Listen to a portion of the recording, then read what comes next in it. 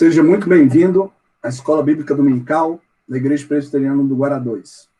Você está na classe Lei da Perfeita Liberdade, uma classe que tem tentado expor os 10 mandamentos, as 10 palavras do Senhor, texto preciosíssimo do Senhor, primeira vez que Deus se dirige audivelmente ao seu povo, então um texto cheio de solenidade e cheio de importância e aplicação para nós.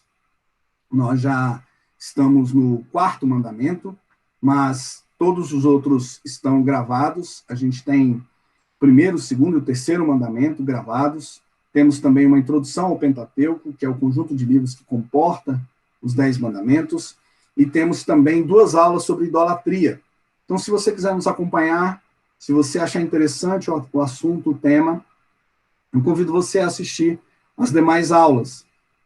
Vez ou outra eu me remeto a essas aulas anteriores, ainda que não seja absolutamente necessário, mas eu convido você a assistir para que você tenha um entendimento completo. Se você quiser fazer essa jornada conosco, está tudo exposto lá, tranquilamente, você pode assistir e você vai entender.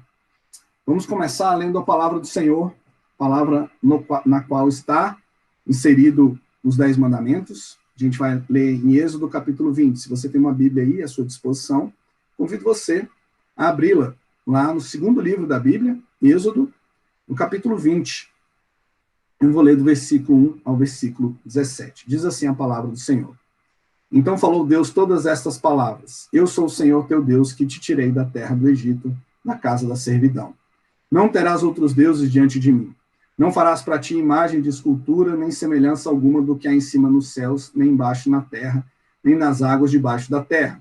Não as adorarás, nem lhes darás culto, porque eu sou o Senhor teu Deus, Deus zeloso, que visito a iniquidade dos pais nos filhos, até a 3ª e 4ª geração daqueles que me aborrecem, e faço misericórdia até 1000 gerações daqueles que me amam e guardam os meus mandamentos. Não tomarás o nome do Senhor teu Deus em vão, porque o Senhor não terá por inocente o que tomar o seu nome em vão. Lembra-te do dia de sábado para o santificar. 6 dias trabalharás e farás toda a tua obra. Mas o 7º dia é sábado do Senhor teu Deus. Não farás nenhum trabalho, nem tu, nem teu filho, nem tua filha, nem o teu servo, nem a tua serva, nem teu animal, nem o forasteiro das tuas portas para dentro. Porque em 6 dias fez o Senhor os céus e a terra, o mar e tudo que neles há, e ao 7º dia descansou. Por isso, o Senhor abençoou o dia de sábado e o santificou. Honra teu pai e tua mãe, para que se prolonguem os teus dias na terra que o Senhor teu Deus te dá. Não matarás, não adulterarás, não furtarás, não dirás falso testemunho contra o teu próximo. Não cobiçarás a casa do teu próximo, não cobiçarás a mulher do teu próximo, nem o seu servo, nem a sua serva, nem o boi, nem o seu jumento, nem coisa alguma que pertença ao teu próximo. Vamos orar? Senhor, obrigado pela tua palavra, obrigado porque o Senhor falou conosco, porque essas palavras estão aqui registradas.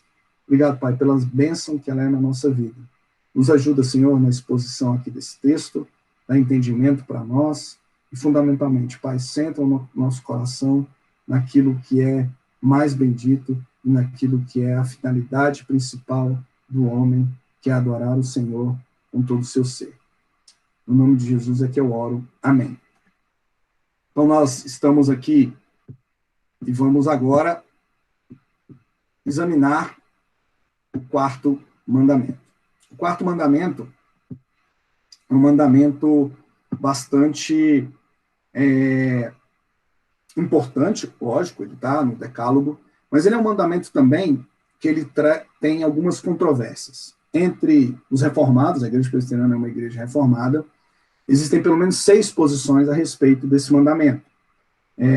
Nós somos signatários da Confissão de Fé de Westminster, dos padrões de Westminster, e por isso a nossa posição oficial é a de Westminster, com relação a esse 4º mandamento. Mas há outros reformados que entendem alguma coisa diferente com relação ao 4º mandamento. Ainda existem outras confissões religiosas que compreendem de maneira distinta. Então, é um mandamento um tanto controverso, que traz alguma controvérsia. E certamente é o mandamento mais desobedecido entre todos os 10. E eu digo isso porque a gente observa, né? E também eu acho que existe uma falta de entendimento. Uma das dos motivos da gente expor aqui é trazer entendimento para o povo de Deus a respeito desse assunto tão sério. Bom, nós vamos hoje fazer uma pequena revisão, né, dos outros 3 mandamentos, e vamos examinar o 4º mandamento, o texto do 4º mandamento. Na nossa jornada existe também o exame que a gente vai fazer de Jesus e o 4º mandamento, como que Jesus transforma, modifica, avulta o 4º mandamento em uma aplicação. No entanto, essa aula vai ser dividida em 2 partes. Parte 1, que é hoje, nós vamos meditar a gente vai olhar a pequena revisão que a gente vai fazer, mas a gente vai se deter bastante no texto do 4º mandamento e as interpretações a respeito desse texto. E na aula que vem, na semana que vem, nesse mesmo canal, nesse mesmo horário, você vai ter uma continuidade dessa aula, quando nós vamos olhar Jesus e o 4º mandamento e as aplicações dele, ainda que algumas vão surgir aqui na minha fala. Então vejam, aqui eu quero fazer um alerta. Se você vai assistir essa aula hoje, bênção, você está aqui conosco, eu vou expor as Escrituras Sagradas. No entanto, o seu entendimento não será completo a respeito desse 4º mandamento. Porque, vejam, eu vou meditar basicamente no Velho Testamento. Mas nós temos um Novo Testamento, nós temos uma nova aliança, nós temos alguém que modificou ou transformou esse 4º mandamento. Então, se você só assistir essa aula, você vai ter um entendimento errado do 4º mandamento, um entendimento incompleto, eu diria. Você precisa assistir as 2 aulas. Então, assista a aula de hoje com um bom coração. Existem vários princípios aqui que certamente são observáveis, mas eu convido você também para assistir a próxima aula. Então, hoje, 4º mandamento, o texto ali do Velho Testamento, suas implicações, e na aula que vem a gente vai ver Jesus e o 4º mandamento e as implicações para a nossa vida prática. Vou começar aqui. Temos o 1º mandamento. O 1º mandamento, ele nos dá a informação de quem nós devemos adorar, Deus único, Deus verdadeiro, não há outro Deus senão o nosso Deus, Deus Israel, ele que assumiu o seu povo. Nós vimos no 2º mandamento como nós devemos adorar, então nós vimos o contexto ali histórico das imagens de escultura e das imagens que eram utilizadas em adoração ali no Antigo Oriente Próximo, e Deus determina que esse tipo de aparato não deve ser usado na sua adoração. Se o Senhor é que é adorado, ele é que diz como ele deve ser adorado, e nas suas orientações ele proíbe imagens de escultura de qualquer natureza com o fim de adoração, inclusive imagens que remetam a ele. A gente explorou bastante esse mandamento. O 3º mandamento, nós vimos que ele já tem uma conotação de atitude. Como que a gente deve adorar? Ele fala sobre o nome de Deus, que nós não devemos tomar o nome de Deus em vão. E esse mandamento, então, mostra que nós somos portadores desse nome. E todas as vezes que nós nos comportamos em desacordo com o que as Escrituras apregoam a respeito do Senhor e do caráter que deve ter o fiel, nós estamos tomando o nome do Senhor em vão. Então, é a atitude que a gente adora.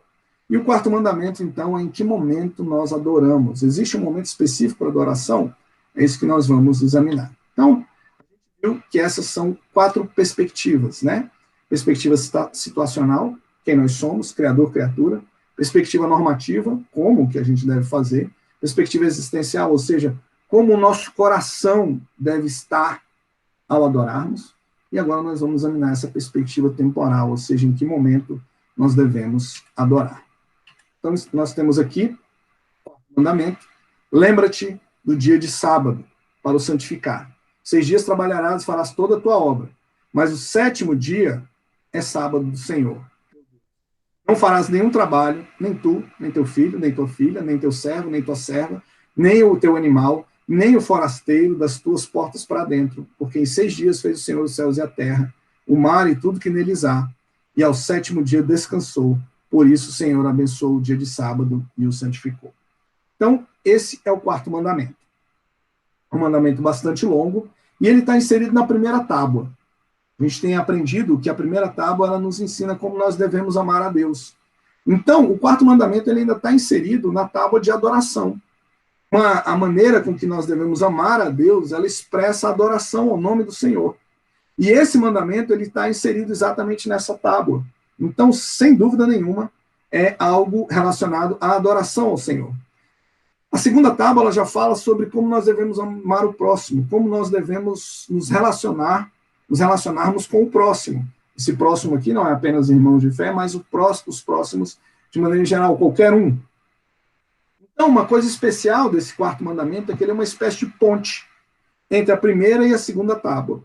Porque, vejam, os três primeiros, eles, sim, falam a respeito do homem, ordens dadas ao homem, mas o quarto mandamento ele tem uma expressão de graça de Deus para conosco e graça que nós devemos ter para com os outros. Porque, vejam, ele diz que Deus ordena a sua adoração nesse dia. Ele diz que nós devemos lembrar e santificar o dia de sábado, dia de descanso.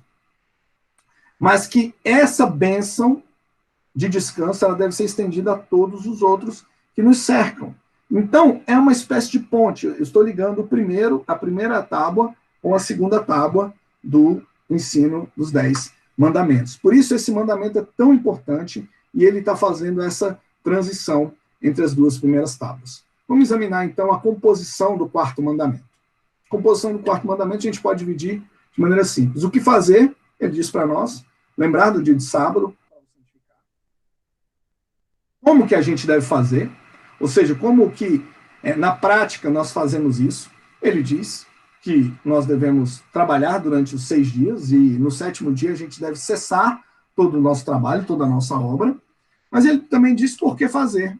Ele diz que nós devemos fazer esse trabalho porque o Senhor Deus, na criação, fez tudo em 6 dias e descansou no 7º dia. Então, nós vamos examinar esse mandamento, o texto desse mandamento, aqui, usando essas divisões simples, para que nós tenhamos noção do que significa de fato. Então, vamos lá, o que fazer? Diz claramente, lembra-te do dia de sábado para o santificar.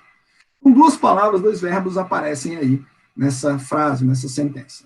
Lembrar e santificar. Isso é bastante importante. Lembrar tem a ideia de preparo e de vínculo. Por que preparo? Porque o que o texto está dizendo é que durante os dias de trabalho, ou seja, lembra-se do sábado para o santificar, e aí ele vai e fala, durante 6 dias você trabalhará. Então, essa lembrança é como se esse dia de descanso ele tivesse na nossa mente constantemente. Ele estivesse rodando como um sistema operacional. Enquanto nós trabalhamos, nós nos lembramos desse dia de descanso. Esse preparo, então, acontece durante os dias de trabalho. O preparo para que nós descansemos. É interessante isso. O texto bíblico ele começa nos afirmando que essa lembrança é uma lembrança perpétua. Ela não se dá apenas no dia anterior ao dia de descanso. Ela se dá durante toda a semana. Durante toda a semana nós precisamos lembrar. Mas nós precisamos lembrar para o santificar. Então vejam esse vínculo, claro. Ele começa a nos dizer que o que a gente deve fazer é se lembrar, é se preparar, mas essa lembrança, ela tem uma finalidade. Ela tem a finalidade de nós santificarmos esse dia.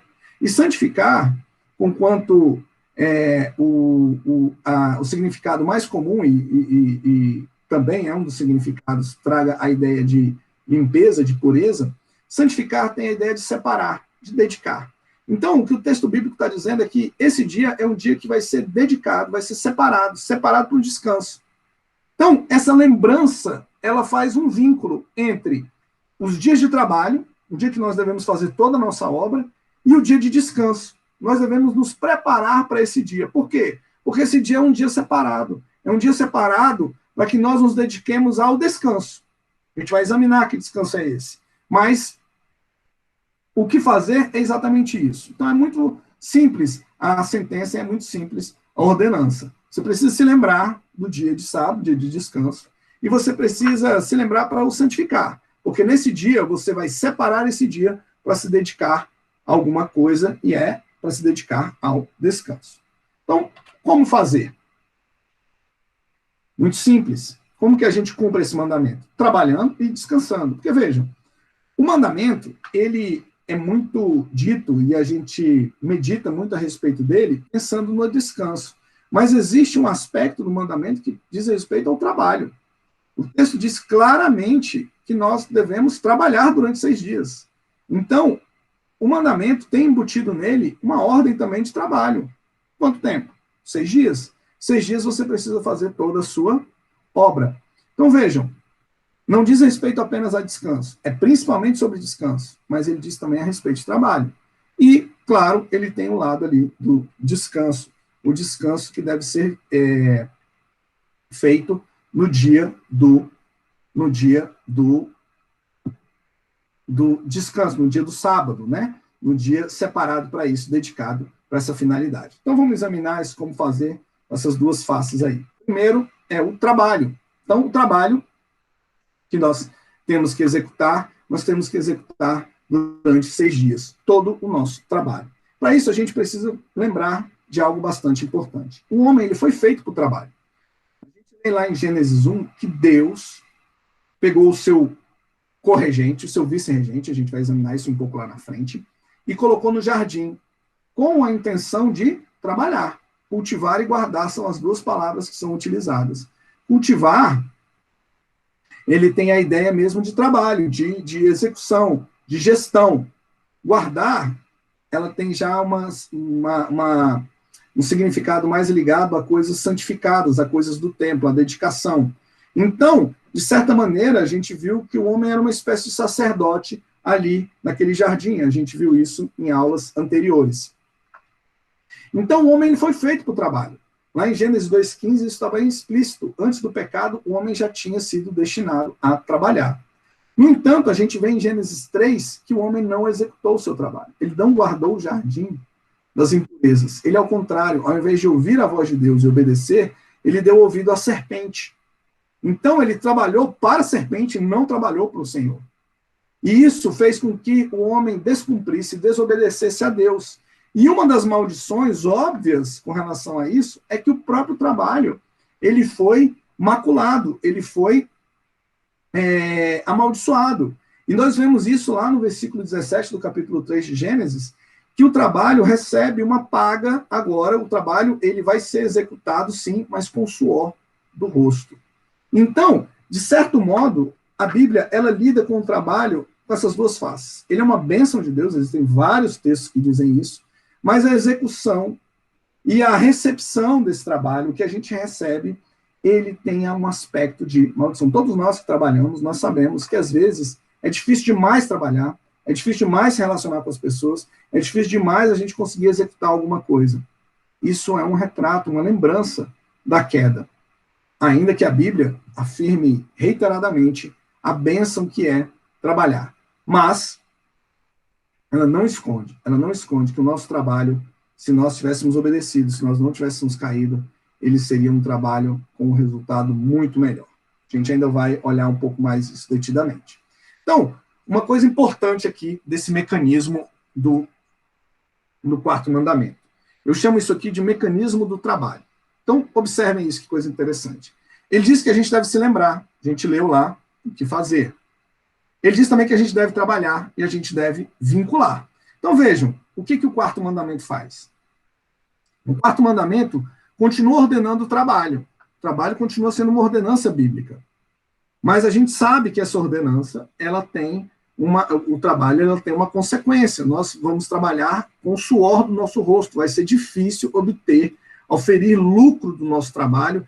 A terra nos é contrária. Enfim, o fato é que o trabalho, ele foi, de certa maneira, os resultados dele, eles foram amaldiçoados. Mas na medida que nós nos lembramos desse dia de descanso, desse dia em que nós vamos descansar e não trabalhar, nós fazemos uma vinculação entre o trabalho e o descanso. Então vejam que coisa interessante. Trabalhar dessa maneira, se lembrando do 7º dia, traz mais dignidade para o trabalho. Esse dia de descanso, esse dia no qual cessará as atividades ordinárias, ele justifica todos os outros dias. Então, esse mecanismo, o Catecismo Maior de Westminster, ele traz para nós exatamente essa ideia de que, enquanto a gente trabalha, a gente está preparando o coração. Enquanto a gente está trabalhando, a gente precisa fazer certas previsões, a gente precisa arranjar o nosso tempo, de modo que o nosso trabalho não prejudique o dia de descanso. Não prejudique esse sábado do Senhor. Então vejam que coisa interessante. O nosso trabalho, ele está vinculado intrinsecamente a esse dia de descanso. O dia de descanso, ele certamente condiciona o nosso trabalho. Então, veja, lá na pergunta 21 do mesmo catecismo, ele coloca exatamente essa ideia para a palavra lembra-te. Uma aplicação simples disso é o seguinte: você deve executar todo o seu trabalho no sexto dia. Para quê? Para que o seu trabalho ordinário não atrapalhe o dia de descanso. Não atrapalhe. Então é simples essa aplicação. E nós vemos isso de maneira bastante clara no nosso dia a dia. Nós vemos que, às vezes, a semana, os 6 dias, são dias cansativos, são dias atribulados, e esses dias atribulados, eles acabam vazando para dentro do 7º dia. Deveria ser o contrário. O 7º dia, ele tem que vincular, ele tem que condicionar todos os outros dias, de modo que eu me prepare para esse 7º dia, para esse dia de descanso. É o contrário. Não é que eu vou cumprindo minha agenda e o que eu não consegui fazer, eu vou fazer no 7º dia. Não, não, não. Eu tenho que lembrar que o 7º dia é um dia separado. É um dia dedicado ao descanso. Esse dia dedicado ao descanso deve vincular toda a minha agenda. A minha agenda, ela cessa no 6º dia com relação às atividades laborais. Isso tem implicações para os nossos filhos, para os nossos servos, e a gente vai ver como que o mandamento trabalha isso. A gente vai explorar isso em alguns slides à frente aí. Então, veja, um lado do mandamento certamente é trabalharás e farás toda a tua obra. Mas o centro do mandamento é, de fato, o descanso, sem dúvida alguma. Ainda que ele nos lembre, a respeito do trabalho, o centro do mandamento é o descanso. E que descanso é esse? O texto diz claramente a interrupção de todo o trabalho sob a sua gestão ou sob a nossa gestão. Vejam, olha como é que ele expressa isso. Ele diz que você não fará nenhum trabalho, mas não é só você, seu filho, sua filha, seu servo, sua serva, nem animal, nem forasteiro das tuas portas para dentro. Então veja que coisa interessante. Esse mandamento, ele é um mandamento que ele precisa ser observado, cuidado pelo chefe da família, pelo chefe da empresa. É o chefe da família que tem essa gestão. É ele que diz quem vai trabalhar e quem não vai trabalhar. E ele está dizendo que nesse dia, nem o chefe da família e nem ninguém sob a sua gestão deve trabalhar. Nem mesmo um forasteiro que ali esteja. Era muito comum as pessoas viajarem longas distâncias e não ter onde pousar, não tinha hotel, essas coisas, e elas se colocarem dentro de pedirem guarida numa casa de família. E essa casa, sendo de um fiel, sendo de um israelita, que já tinha esse mandamento de per si, ela se estendia ao forasteiro. Então, o dono da casa, aquele que está fazendo a gestão do lar e da empresa, ele deve primar por esse mandamento. É ele que diz, não haverá trabalho nesse dia de descanso. Agora, a pergunta que surge é o seguinte, é um dia sem trabalho algum? Então, é um dia de absoluta preguiça? É um dia de absoluta... Você vai passar o dia deitado numa rede? Ou você vai determinar certas coisas que podem ser feitas ou não? Os judeus, eles têm esse legalismo, né? Eles diziam quantos passos poderiam ser dados, o que poderia ser feito, se poderia tirar uma cama ou um colchão, enfim, tem uma história, tem uma lei interessante, que é quando se houvesse algum acidente de uma casa desmoronar no tempo de Deus, já lá no tempo de Jesus, e nessa casa tivesse alguém morto lá dentro, não deveria tirar o corpo naquele dia de sábado, mas se tivesse alguém ainda vivo, aí sim você deveria tirar. Então, eles entram nessas minúcias para tentar não descumprir esse mandamento. Mas não é esse o espírito do mandamento. O fato é que todo trabalho sob sua gestão deve cessar. Agora, é um dia sem trabalho algum? A gente vê que não. Porque, na realidade, esse dia não é um dia de descanso simplesmente, mas é o sábado, é o descanso do Senhor. É um dia do Senhor. Então, vejam, lá no versículo 8, a gente vê que esse dia é um dia de descanso, a gente precisa se lembrar dele para o santificar. A palavra santificar, a gente viu, ela tem essa conotação de separar e dedicar. Então é um dia que nós separamos para nós nos dedicarmos a alguma coisa. E, obviamente, o texto diz claramente, essa dedicação é uma dedicação ao Senhor. Então é um dia sem trabalho algum? Não. é um dia dedicado, ao Senhor. Eu separo esse trabalho, essa dimensão aqui do mandamento, esse dia de descanso aqui, essa dimensão desse mandamento, em duas partes. Primeiro, a gente vê que é uma interrupção do trabalho ordinário. Então, o seu trabalho comum, o trabalho que você executa comumente, ele precisa cessar. Esse é o sentido prático da interrupção do trabalho. Mas existe uma dedicação ao trabalho extraordinário. Essa dedicação ao Senhor, ela tem um sentido teológico. Então, vejam, são dois lados desse descanso. Um é o sentido prático, eu cesso de trabalhar. Segundo, eu dedico esse dia, eu separo esse dia num trabalho extraordinário, que é o sentido teológico do termo. Então, vamos ver o que diz esse sentido prático. Observe isso. Lá em Levítico 25, a gente começa a ver, a gente vê uma certa proporcionalidade nesse mandamento. Ele foi, assim, aplicado por Deus mesmo, na sua palavra, com o sentido de proporcionalidade. Por exemplo, a gente vê que a cada 7 anos a terra deveria descansar. Então, ele aplica esse princípio de proporcionalidade mesmo à terra. A terra não deveria ser trabalhada, não deveria haver plantação e nem mesmo colheita na terra. A terra deveria descansar no 7º ano. Isso é uma ordem do Senhor, versículo 4 do capítulo 25 de Levítico. Mas também a gente vê que a cada 50 anos acontecia um jubileu. E essa é uma pista importante para que a gente entenda o que é esse trabalho extraordinário.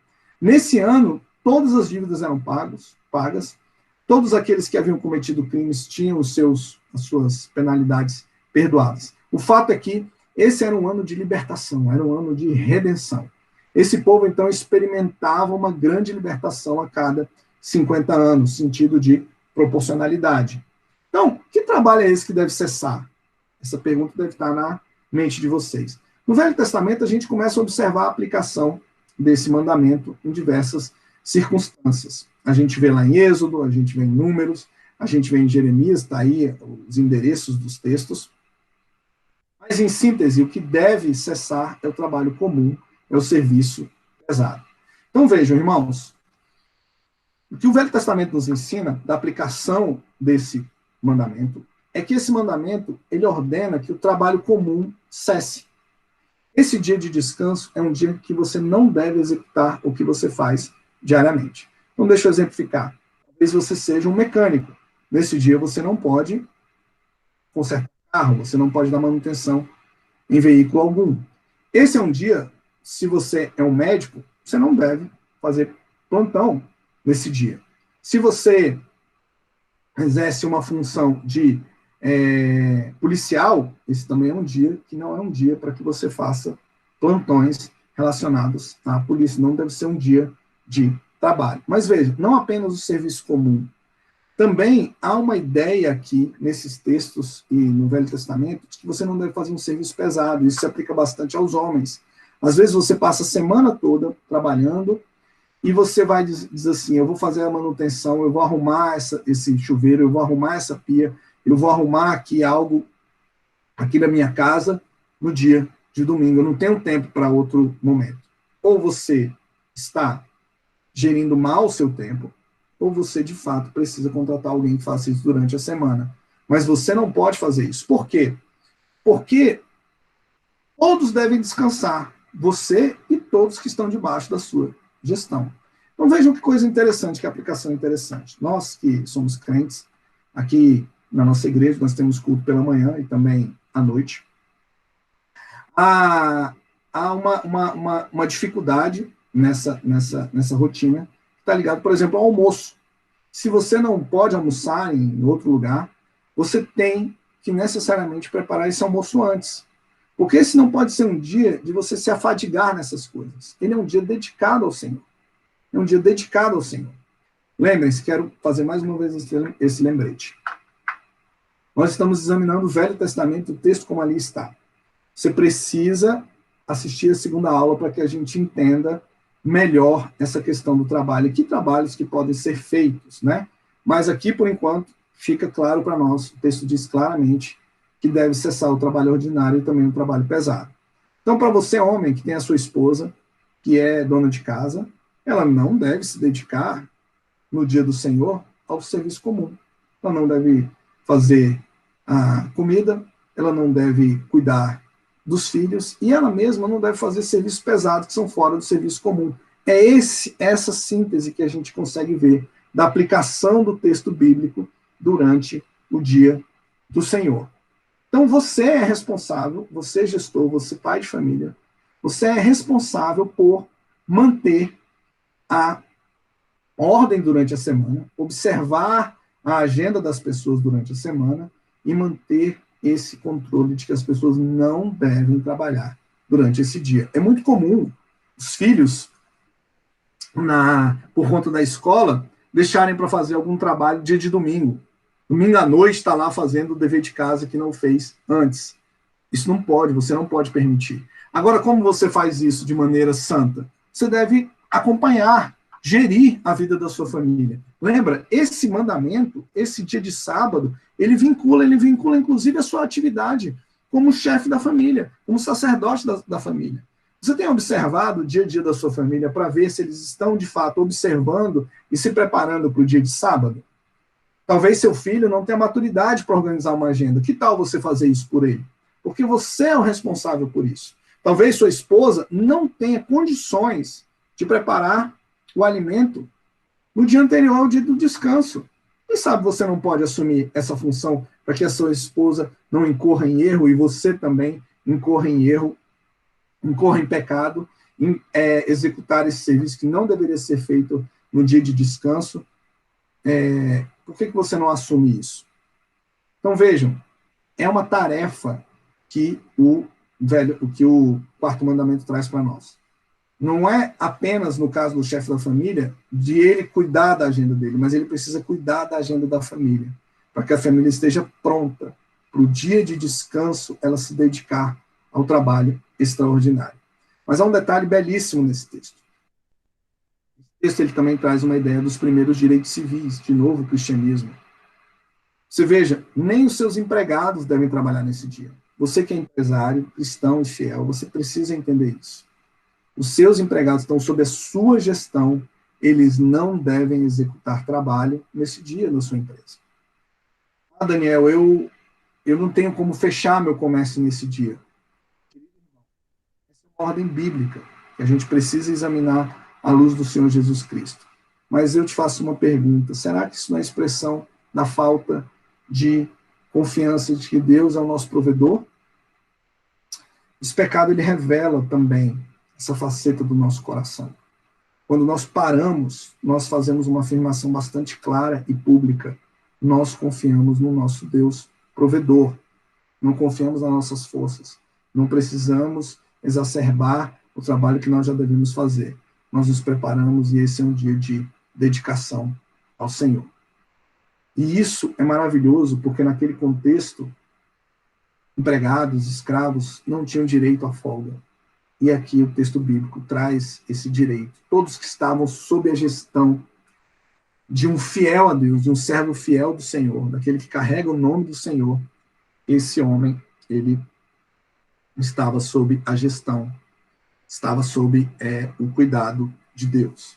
Então vejam, nós estamos vendo aqui esse sentido aqui prático do trabalho. Sentido teológico, vamos examinar agora. Então vejam, esse sentido teológico, dedicação ao trabalho extraordinário, com quanto esteja lá dentro do como fazer, ele tem uma forte ligação com por que fazer. A Bíblia diz, a gente faz isso porque o Senhor fez os céus e a terra em 6 dias e descansou no 7º dia. No entanto, há 2 versões desse mandamento, a gente vai examinar. Essas 2 versões, uma se encontra em Êxodo, foi essa que a gente leu, mas existe uma versão lá em Deuteronômio, no capítulo 5. Moisés repete os 10 mandamentos lá em Deuteronômio 5. E não é que ele modifica, não é que ele dá uma nova interpretação, não. Nós vamos ver que essa diferença, que consiste basicamente na razão, ou seja, em Êxodo, a razão é porque Deus descansou na criação, e em Deuteronômio, a razão é porque o povo tinha sido escravo e foi liberto do Egito, ela traz 2 dimensões para esse mandamento que vão nos ajudar em descobrirmos o sentido teológico desse mandamento. A primeira dimensão é a criação. Então, óbvio, está no texto, lá em Êxodo. Ele está se remetendo à criação. Deus descansou no sétimo dia, depois de ter criado todas as coisas no sexto dia. Mas o segundo sentido, que encontra-se lá em Deuteronômio, tem a ver com redenção. Essas duas palavras, elas são palavras que estão nesse campo semântico do sentido teológico, dessa dedicação ao trabalho extraordinário. E para que a gente entenda o que significa essa dedicação a esse trabalho extraordinário, ou o sentido teológico do quarto mandamento, nós precisamos examinar essas duas palavras. Agora vejam, de maneira bastante clara, se na criação eu descanso porque Deus descansou, ou seja, eu imito o Senhor nessa atividade, o quarto mandamento impõe isso, eu reflito o Criador principalmente imitando sua obra de redenção. A gente vê isso lá em João 13, 34, 35, amar como ele nos amou. O texto aqui deixa bastante claro, é apenas um dos exemplos. Uma das maneiras que eu imito o Senhor, imito o Criador, e essa é a lembrança lá do quarto mandamento, por que fazer, eu o imito principalmente na sua obra de redenção. A gente vai examinar isso, primeiro, conferindo aqui qual é o sentido, o que a criação nos dá de pistas sobre esse sentido teológico do quarto mandamento, o que significa essa dedicação ao trabalho ordinário. E para isso, a gente vai examinar duas jornadas que aparecem ali em Gênesis. A primeira jornada é a jornada de Deus. A gente vê claramente uma descrição dessa jornada. A gente vê que Deus cria a partir do nada, cria ex nihilo, como nos ensina a teologia, e ele cria todas as coisas. Ele cria em quanto tempo? Em 6 dias. Então, essa jornada de Deus, ela começa com a criação. Mas Deus também coloca ordem nessa criação. A partir do versículo 2 até o versículo 19, a gente vê Deus colocando ordem, separando a porção molhada da porção seca, céu, terra, sol, lua, ele começa a colocar os regentes, os vice-regentes. Você pode ver isso lá na minha quarta aula aqui nessa sequência, a gente explora bastante essa questão da jornada de Deus ali na criação. Isso tem uma implicação muito importante com relação à idolatria. E Deus enche a terra e Deus finalmente descansa. Então, a gente vê a descrição da jornada de Deus. No entanto, dentro da descrição dele, há um fato bastante importante e bastante destacado. Ele cria a sua imagem. Quando ele está enchendo a terra, a coroa da criação é o homem. O homem é criado à imagem de Deus. E a imagem de Deus aqui para nós,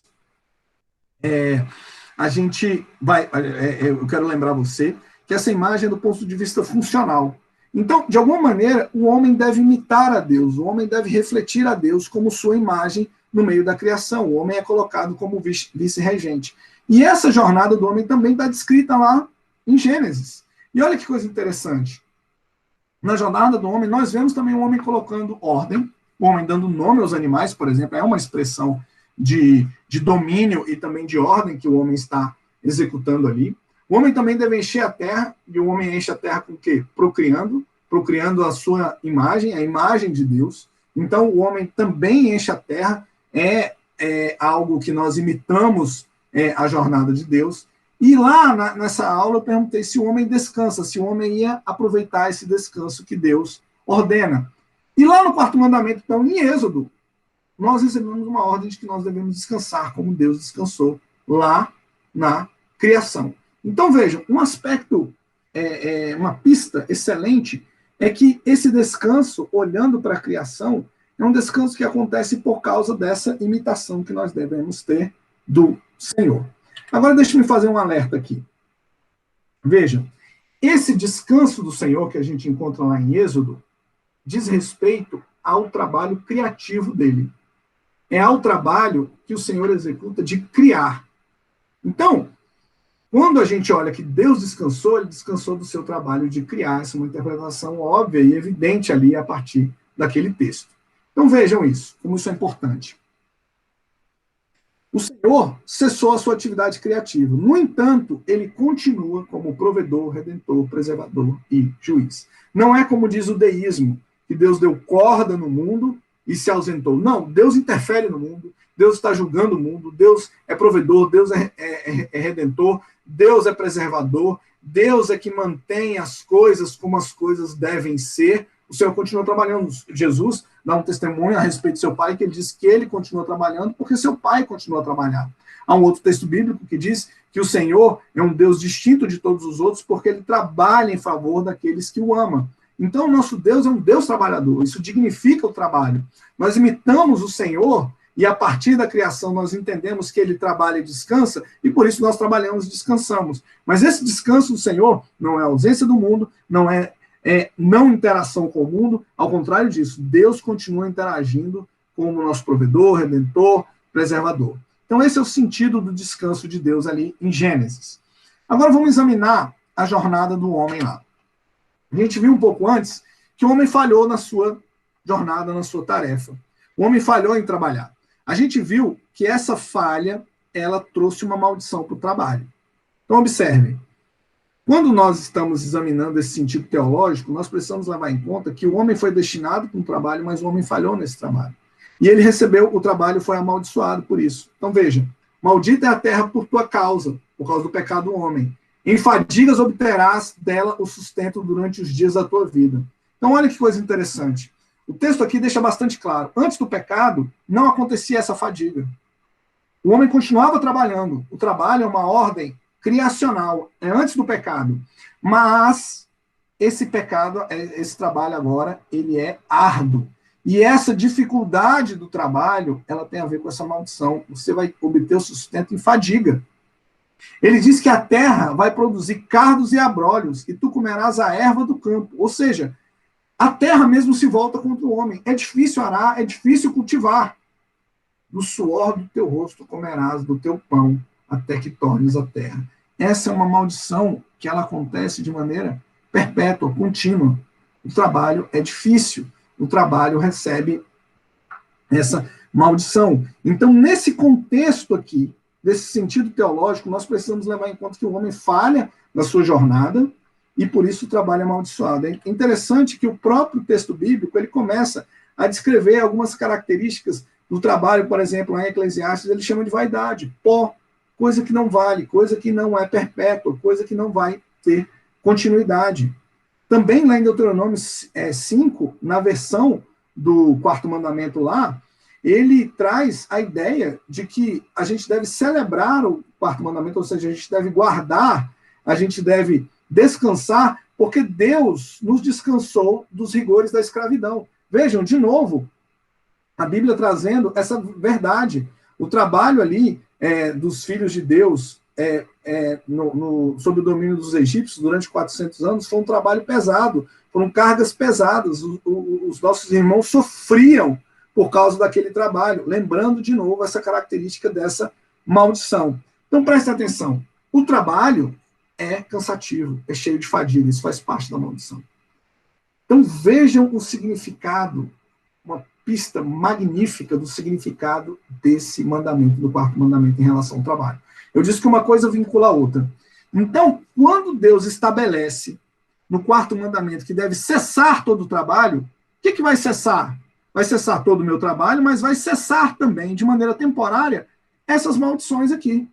Ou seja, se eu não estou trabalhando, eu não estou suando para obter meu sustento. Eu não estou lidando com a terra que é contrária a mim, de maneira temporária. Veja, a Bíblia, ela ordena o trabalho. O texto bíblico diz que quem não trabalha, que não coma. Mas o que o quarto mandamento está me trazendo é uma suspensão temporária dessa maldição. Então, nesse sétimo dia de descanso, eu celebro uma redenção. Veja, criação e redenção.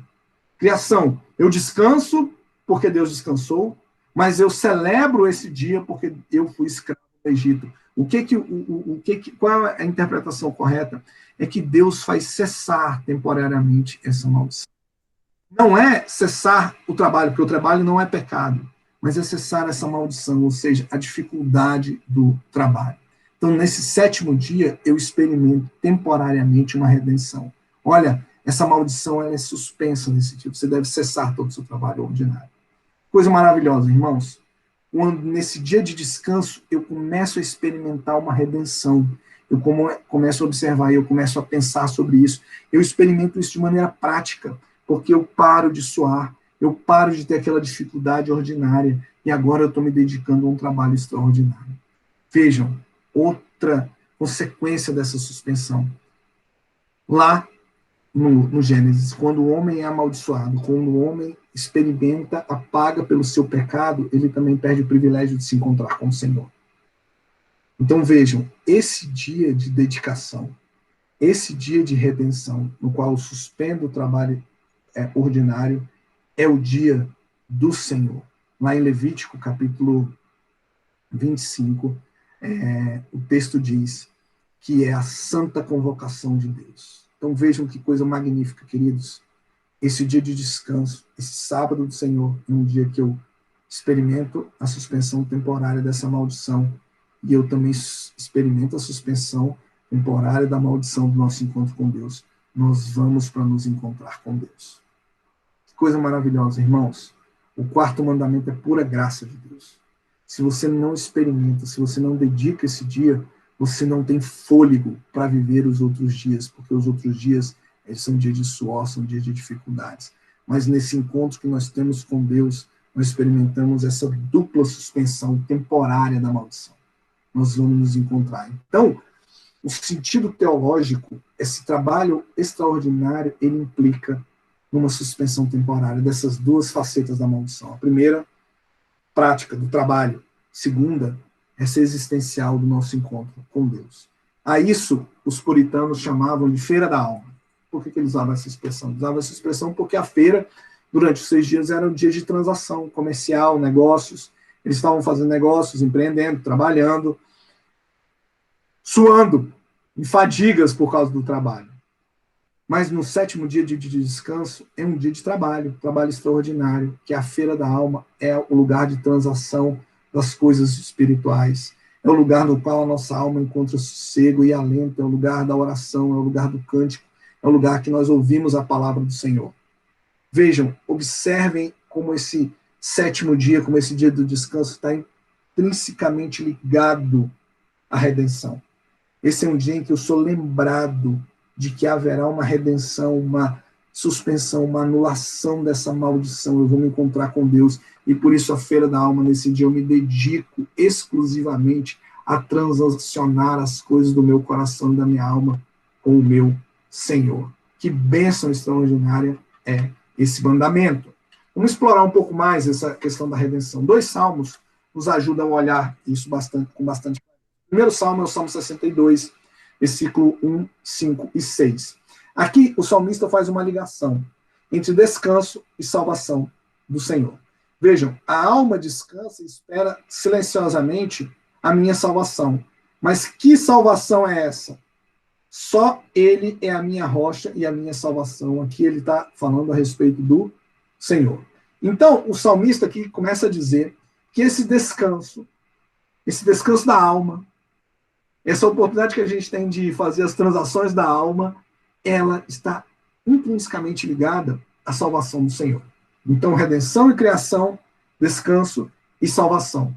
Mas vejam, o Salmo 95, que o salmista tem como pano de fundo a promessa feita a Abraão a respeito da terra que manava leite e mel, ele traz uma informação que é, de certa maneira, terrível para nós.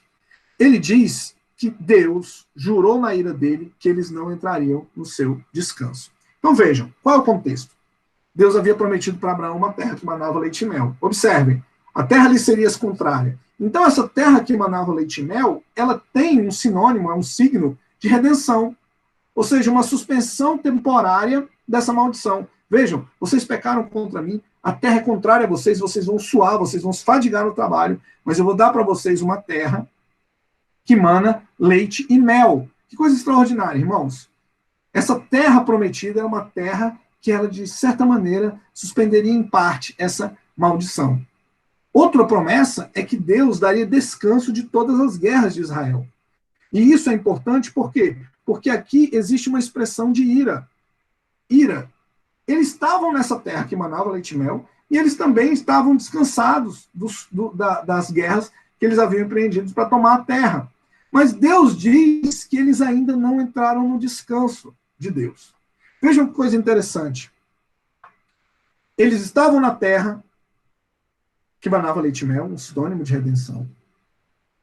Eles estavam na terra e já não tinha mais guerras. Eles tinham descansado, mas o Senhor disse que eles ainda não entraram, que eles não entrarão no descanso, ou seja, eles ainda não haviam experimentado o descanso. Que descanso é esse? Que descanso é esse que eles ainda não experimentaram, se eles estavam nessa terra? Bom, para ajudar a responder essa pergunta, a gente tem algumas pistas.